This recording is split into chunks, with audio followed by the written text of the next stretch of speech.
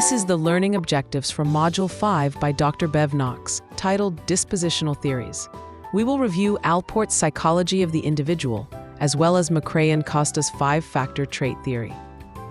Trait theory, also known as dispositional theory, is an approach to study human personality and behavior. It is the measurement of steady patterns of habit in an individual's behavior, thoughts, and emotions. Trait theorists focus on the measurement of traits, which lead to a better understanding of human personality. Over a period of time, traits become relatively stable, depending on the individual and his social and environmental surroundings, which influence behavior.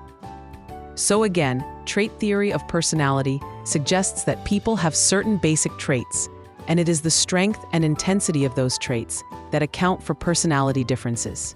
The trait approach to personality is one of the major theoretical areas in the study of personality.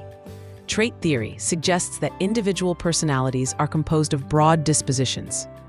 Gordon Allport was a pioneering psychologist, often referred to as one of the founders of personality psychology.